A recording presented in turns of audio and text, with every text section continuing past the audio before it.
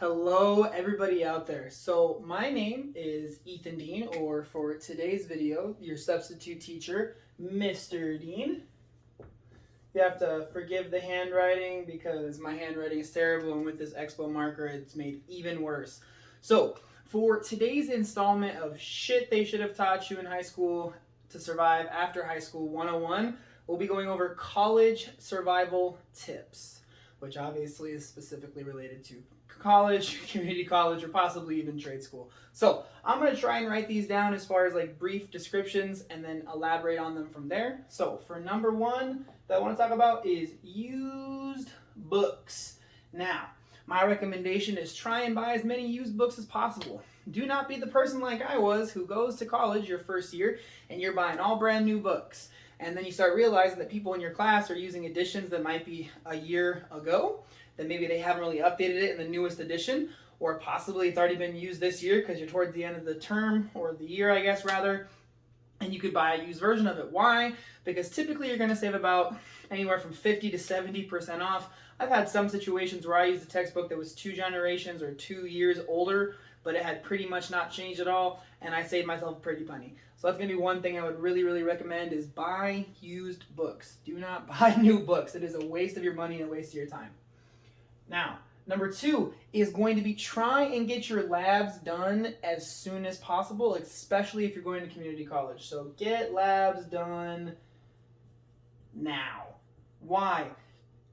Your lab classes are going to take up more of your time in college than pretty much any other class you have, unless you have like a capstone or senior project. The reason being is that not only do you have to sit in a lecture hall and do your lecture, but you also have to take time out of your day, maybe even your weekend, to go to a lab and spend in a lab anywhere from 1 to 3 hours every single week. The reason also I recommend do this in community college is if you're in community college, it's going to cost you a lot less to take a lab at community college than a 4-year university.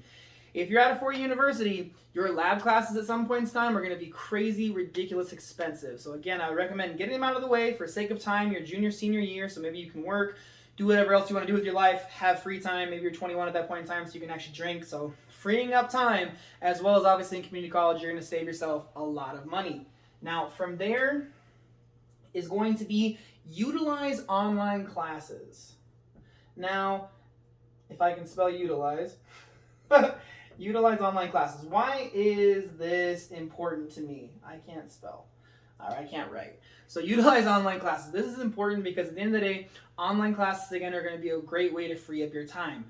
Within this thought, though, I would really recommend starting with 1, maybe 2 online classes at a time. Do not overload yourself, because if you do, you're going to set yourself up where you might fail because you might not be able to manage your time as well as you thought you could. But that's the thing I'll tell you that's great about online classes, is that if you are able to do them, be successful, get good grades, it will set you up in a position to be able to have more control of your time, study around work, study around other classes, and it's going to break up your day a little bit more and let you have more like free time to kind of dictate how you want to plan out your day versus actual scheduled classes where you literally have to show up every single day. From there, I think you have to consider whether you want to live on campus or whether you want to live off campus. So on campus versus off campus living. Now, why is this so important? The reason why I think it's so important is you have to really factor in the cost of what you're wanting to pay. If you live on campus, you're probably going to pay a little bit more, at least in my life. You pay a little bit more than what I'm going to pay to find an apartment slightly outside of the city center or wherever it may be where you have to drive a little bit into town. And you really have to weigh these options out, because if you live on campus, you pay a little bit more. Usually it's factored into your tuition or like your overall cost as far as school goes. You might be a little bit more, but the easy access to literally walk out of your dorm or walk 5 minutes, 10 minutes to go to your next class, whatever it may be, go to the library, it's a 5-minute walk, the student center to go work out. That's a great feeling. You might not have to own a car. Whereas if you do live off, you might be able to save some money. You might be able to actually be able to do more stuff because you're in your own apartment or in your own house, sharing it with roommates, whatever. So you can have your parties, you can have your fun, which you can't always do in college dorm, especially if you're under 21, which is probably isn't a great tip as far as that part goes, but it's true. You also have to factor in being able to drive. You're going to probably have to have a car or use public transportation, something along those lines. So I would really recommend weighing those options out. Now, from there, I think another important thing important tip is getting to know your professors. Now, why is this important? I'm going to tell you, I think I spelled professors wrong, by the way. I'm going to tell you right now off the rip that your professors are going to be the lifeline to you either passing a class if you're barely going to pass, or failing a class if you're barely going to pass. The reason why I say this is that if you're the person who has not taken up your professor's office hours at all, has not engaged in classroom discussion, has not talked to them whatsoever before class, after class, anything at all, they are not going to give a shit about you. So if you come to them at week 10 out of 12 or 11 or 12 out of 12 and you're like, hey, I need help, they might tell you, hey, I've never seen you before. You have 10 minutes. Or, hey, shove it. There's a line of people before you, and I know them, and I don't know you. So get to know your professors, engage in your classes, and make sure that you're building that connection and relationship with them or possibly the TA, so that if you do need help later on or help early on, you're going to be able to get that help, and they're going to maybe give you a little bit more time than if they didn't know you. This literally worked out for me in my stats class, where I literally got to know my professor very, very well because she was a really nice lady. And I knew that I had to pass this class to be able to graduate college my last year of school. And so I literally, for the final, I went and talked to her like 3 or 4 times, and she literally took time out of her like free time to meet with me because of the fact that I had been talking to her before and after class almost every day because I had to pass this class to graduate. So another tip for you. Now from there, this one might not be as well known out there. So I'm going to really, really, really recommend this one, is rank my professor, which I can't spell rank, obviously. Now, what is rank my professor? If you don't know, if you know what it is, then utilize it. If you don't know, rank my professor is a way for people, college kids obviously, to be able to go online, type in a name of a professor, usually match them to whatever university they're teaching at, and see what their rating is. You're going to see like a hot scale, which that's fucking hilarious to me. You're going to see how hard their homework is, how hard their quizzes are, their finals, people's other thoughts and comments on them. I'm going to tell you, 9 times out of 10, these ratings are pretty damn accurate. They are what saved my ass my last year of college, because instead of just signing up for classes and hoping for the best, I would literally look at Rank My Professor and see like, hey, how highly ranked is this person? Like, do I want to take a class with someone who has a 5-star difficulty test taking like ranking? No, I do not. I don't want to take a final with someone who's going to make my life hell to be able to get a decent grade on my final. So really utilize rankmyprofessor.com. It is a great resource. If they are a newer professor, they might not be on there. If they're a professor who's been doing it for 20 years, you might see reviews that are 10 years old that are like, this person's great. And the last 10 years, they've been like, this person's fucking terrible. So make sure you're seeing like how old or how new the reviews are as well. Another like helpful tip that I would recommend. From there, another thing that I utilized along with Rank My Professor was signing up for extra classes. So the reason why I think it's important to sign up for extra classes is at the end of the day, for me, it was a strategy to be able to be successful and find classes that were more up my learning style. I didn't like people who put a bunch of emphasis on taking tests. That's why I got a degree in psychology. I enjoyed writing, verbal speeches, little quizzes, like stuff like that. Like writing a paper, stuff like that, because of the fact that I really wasn't a great test taker. So when you take extra classes initially, when you sign up for them, I would normally sign up for the max amount of classes. I would then either go to class or go online, read their syllabuses, and see, okay, like, am I going to mesh this person? Am I going to enjoy their class? Or are they going to pound me into the ground, make me read 100? I had one teacher who I dropped their class. They were going to make me read like 120 pages a week for a basic psych class. And I was like, no, I'm not reading 60 pages out of 2 different books each week, every week, for just one class. That's absolutely fucking ridiculous. At least for me, at least for an undergrad degree. So I would sign up for the classes, see which ones were going to work best for me, and then I would drop the ones I didn't like. And it was almost always effective. There was like one time where there was like 3 out of the 5 teachers who had shitty syllabuses, so I picked the person who had the best Rank My Professor rating. So those kind of things kind of like tie back in. From there, another good tip that I would recommend for surviving college is getting a job. Now, it doesn't have to be, my marker's trying to die on me. It doesn't have to be a full-time job, but get a part-time job. This is for 2 reasons. First of all, it's going to be able to help you pay off your bills, pay for some of your tuition maybe, pay for you to have food, be able to go out, have fun with your friends. But in addition to, it will give you work experience that is viable.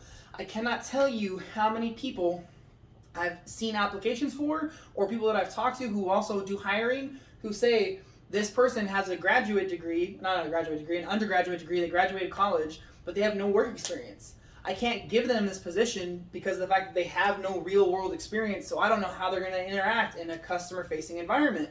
So for the love of God, not only will you make some money, maybe save some money, spend some money, put some money towards your tuition, but also it's going to give you viable work experience for you to put on a resume that will help you get a job easier once you graduate with your degree. So that would be my other recommendation as far as that goes.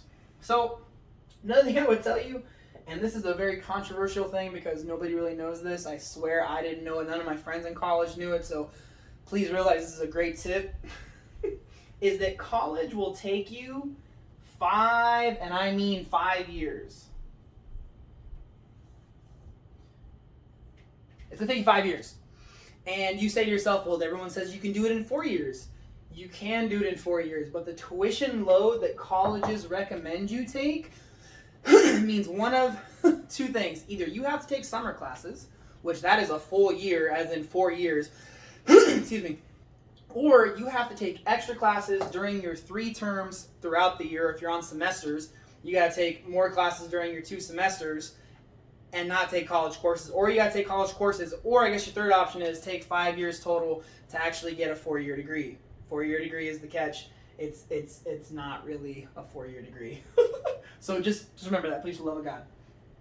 So another thing I'm going to tell you is meet with your advisor. I would recommend meeting with your advisor, even if you're a junior or senior in college, at least once per year. I mean, some schools are going to require that. If you're on a semester system, I would say every 2 semesters. So at the end of each year, at the end of the year, and then at the beginning of the year, the next following year. So if you're on trimesters or quarters, same kind of thing. I would say every two quarters, I would meet with your advisor again, your advisor. The reason being is you really want to keep track with them so they can keep track of you to make sure that you're on track to graduate college on time. Make sure you're not missing anything. Make sure that if there's anything lacking, or maybe you want to end up, maybe you thinking like, maybe I want to go to graduate school. Make sure that you're on track for your GPA, your class you need to be taking, you're taking hard enough classes, whatever it is, and you don't end up having any hiccups later down the road where you're like, oh shit, I forgot this class, or oh shit, my GPA is a little bit too low and now I'm going to have a hard time getting into graduate school. So really trying to meet with them at least once per year, if not every 2 semesters, every 2 quarters. That'd be my recommendation, to make sure you're meeting with them regularly enough to make sure that everything's processing the way that it needs to process. So from there, I have to figure out if I'm going to go down here, over here, where I want to go. This is the one that I liked for me, and I was a big proponent of it, so I'd really recommend it. Actually, I'm going to go up here. Is keep updated on your requirements. So I say keep updated on your college graduation requirements because those can change. Your college, your university, whatever, can change what it's actually going to take to graduate with your specific degree. I think I had it changed 3 times on me, where it's added a class, took away a class, added this. And so I had to make sure that I was constantly doing that, not only for any changes that they made, but also the fact that I kept the printout on me and I was checking off classes as I went. They had it online as well, but I loved having paper copy. I was checking off the classes I need to take. I was saying, okay, I need 12 more credits that are going to be, 300 to 400 level psych level classes. I took 1 this term, now I only need 8 credits. And I would slowly knock those things off that list, and then at the end of each quarter, I'd print a new one, put it up, and I would literally start crossing stuff off because I wanted to make sure that it wasn't just my advisor's job, it was also my job to track my progress and make sure I was continuing to improve, improve, get closer to my goal of actually graduating on time and not missing anything. So from there, I would honestly say, this one's kind of random, so forgive me. Shit can be hard. So what I mean by shit can be hard is at the end of the day, college can be tough, man. College can be a very difficult time. You gotta balance studying, you gotta balance your cost of living. You got to balance your food situation. You got to balance the rest of your bills. You got to balance your friends, family, your significant others, your job if you're working somewhere. You got to balance a lot of shit. It's going to be hard. And at times you're going to be like, dude, fuck this. I'm done. I'm out. And you're not going to want to do it anymore. But I'm telling you, you can do it. You can persevere. If someone like myself, even though I consider myself to be a smart person, if I can make it through all the shit that I went through in college, I guarantee you every single one else out there, every single person out there can also do the same thing. Persevere, make it through, and it'll be okay. 1000% promise you, no stress. Now, the next one that I'll tell you is another funny one. But obviously when I wrote all these down, I was was enjoying myself. Is don't fuck off. I'm going to tell you right now, if you get caught in your dorm with alcohol, you could be fucked. If you go out partying and you forget to study for a test and then you have a test the next day, or you just don't choose not to study in the first place, or you don't write that paper, you can fuck your shit up. Not only can you not get good enough grades and get kicked out of school and go through all that shit, but in addition to, you could be wasting time, or you could be graduating sooner. You could be wasting money that you're not going to get back because you paid for a class that you didn't pass.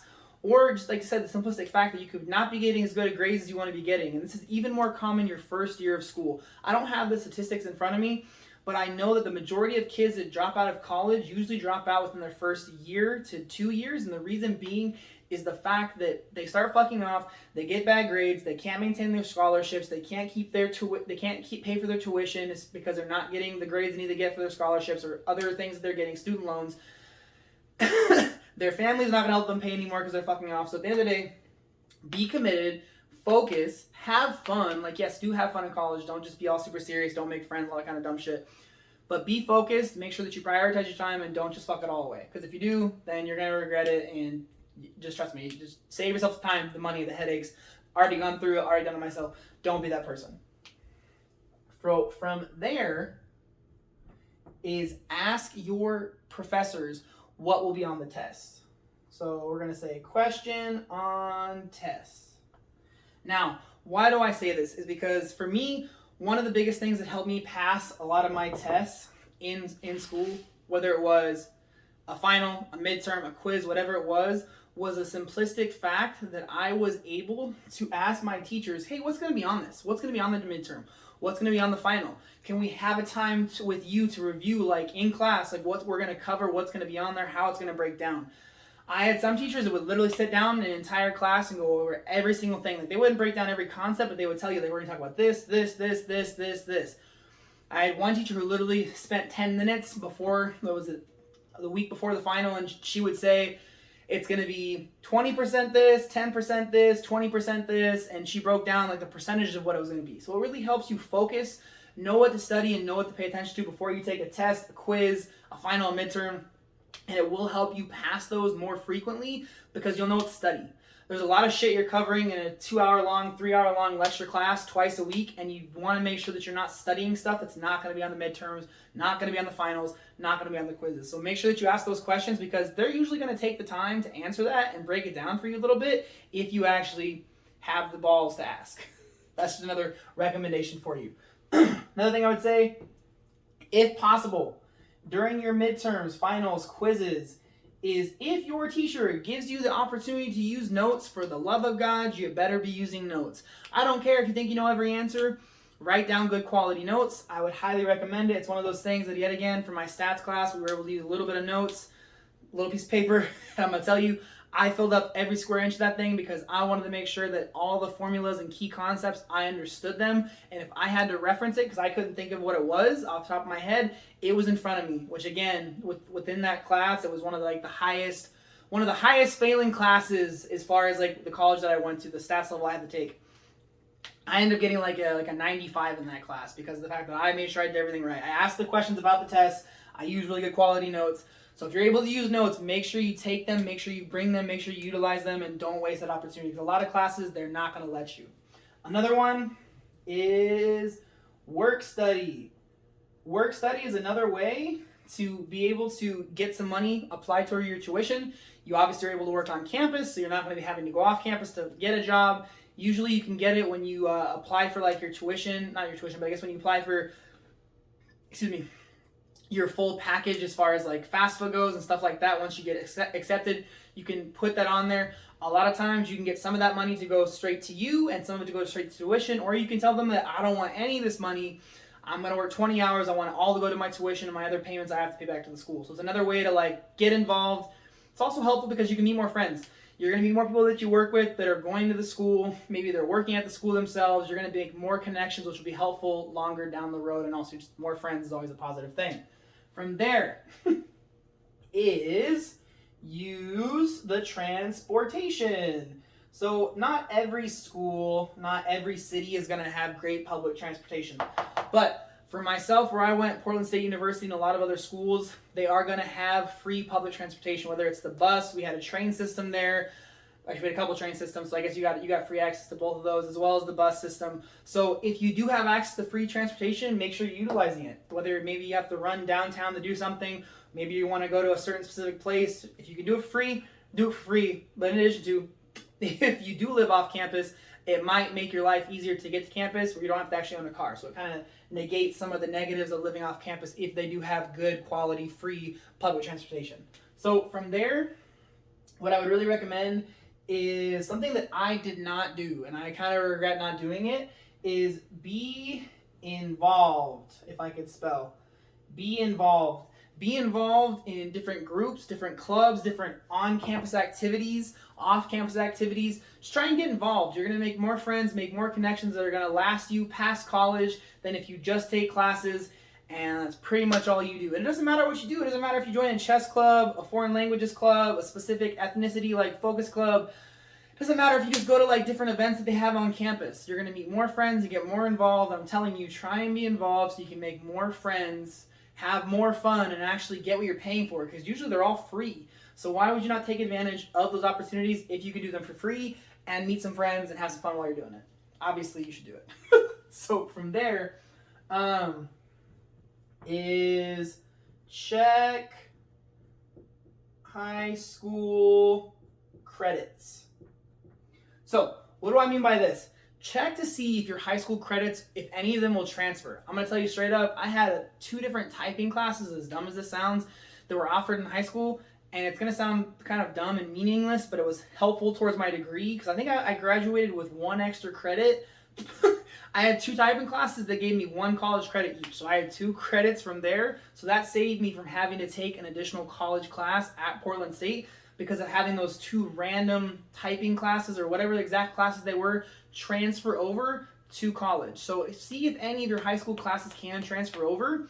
In addition to, see if you're in high school, if there are other classes, if you're still in high school, that will give you college credit, whether it's an AP class or another class. See if you can take those, and then they'll help you obviously transfer those over so that you have less requirements as far as total credits needed once you go to school. Something I would really recommend. That was the only example that I have for myself personally, but a lot of schools have programs, classes like that in high school that will transfer over. So doesn't hurt to ask. So from there is another basic one that I think is really important, is make sure you sleep.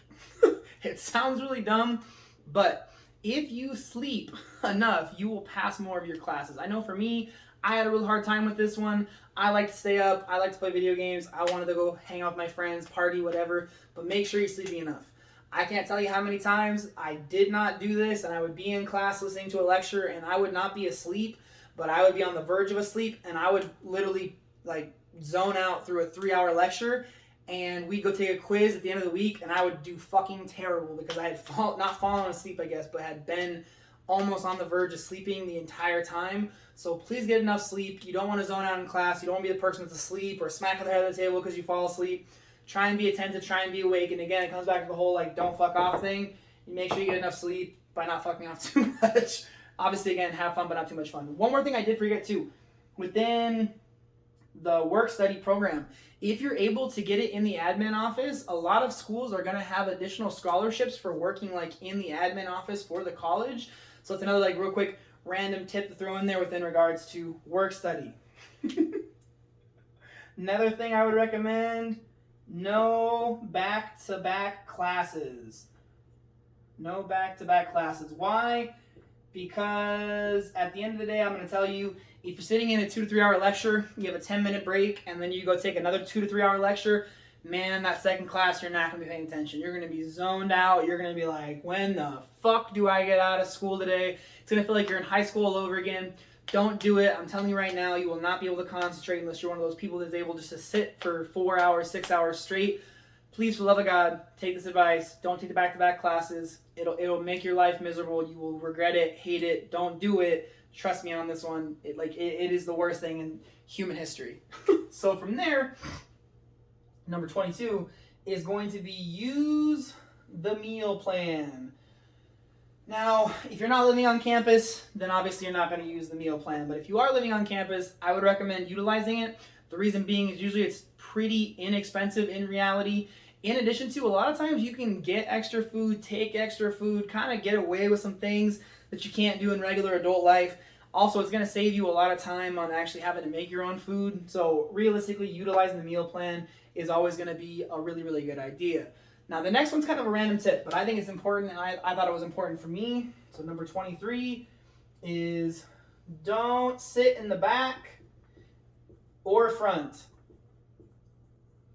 So the reason why I say don't sit in the back or sit in the front. Number one, if you sit in the back, you're going to have a hard time hearing. Usually the people that don't want to be seen, that want to fuck off, that are going to talk more, that are going to be being stupid are going to sit in the back. Not always, but a lot of times. The reason why I say don't sit in the front is the same thing, is the reality that a lot of times people are going to fight over these front seats, and it kind of ties in, I'm sure, to another tip that I have. I can't remember if I have it or not, is if you try and sit in the front, people are going to take your seat a lot. And I hated being that person who I show up 1 minute late one day, and the seat I sat in for 2 months straight out of 3 months in the front row or second to front row, someone nabbed because they want to be up and fucking personal. So my recommendation is to sit in the middle. It's a very random tip, but again, it's one of those things where there's going to be less distractions, but in addition to, you're probably not going to have someone vying for your seat as often in the middle if you do show up maybe a little bit late to class one day.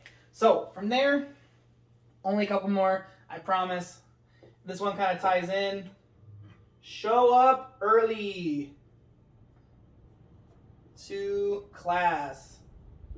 Now, why is this important? Again, it ties back into one of the ones over here where it's like getting to know your teacher. If you're the person who shows up late all the time, they're going to have less pity for you when you ask them for help or questions. They're going to just not care as much. And you're also going to get a stigma between them, the TA, and everybody else in class as you're that person who doesn't give a shit and can't show up to class on time. In addition to, showing up early ensures that the problem with sitting in the front doesn't happen. If you show up early, you're going to pretty much always have the same seat. Again, I don't like being the person who has my seat taken because I've sat there for 2 months and I'm just weird like that. I know where I want to sit and I'm happy where I am. Also, showing up early is going to show your teacher a couple things. That you're going to be on time, that you care about the class, and if you're there when the teacher's already there and you show up 10 minutes early, they're going to be like, oh shit, they're 10 minutes early. A lot of teachers might walk in only 1 or 2 minutes before the class starts, and then you're always going to be in their mind as the person who's always here before them, always showing up on time, always being responsible. Again, it just builds a good rapport with the teacher without verbally getting to know them. So my recommendation as far as that goes. The last one to do is eat. Now you say, I only wrote eat because it's going to take me 9 years to write down the rest of it, but make sure when you're eating, either eat before class, eat during a break, or eat after. Do not be that person who's in the middle of a lecture who is opening a bag of chips or opening their granola bar and making all this fucking noise because people will hate you. I would hate you. And in addition to, the teacher's going to be grumpy too because you're going to be disrupting class. Also, a lot of times I have people that would eat nasty smelling stuff in the middle of class, and it sucks. The reason why I recommend obviously eating before is you don't want to be hungry during class because it'll distract you. So that's the reason why you want to eat before. Also, if you're going to have classes there, maybe like an hour in between, try and eat between those as well. Food's going to help you stay awake, man. It's going to help you stay focused. Also, you probably get an energy drink, some coffee, whatever it may be to help you along with the food. So that is what I have for my 25 college survival tips. If you guys have any other recommendations for anything else I should add to this list or anything that I could maybe modify on here, please let me know. Again, this is another installment of the shit they should have taught you in high school 101. At the end of the day, with all these videos, they're all just meant to help people, give some good quality free information, bring some perspective, help people whether you're in college, high school, just be prepared for things that you didn't get taught in high school that you should have been told, because if you would have been told, you could have been or will now be in the future more successful than you are at this point in time or would have been. I guess some shit like that.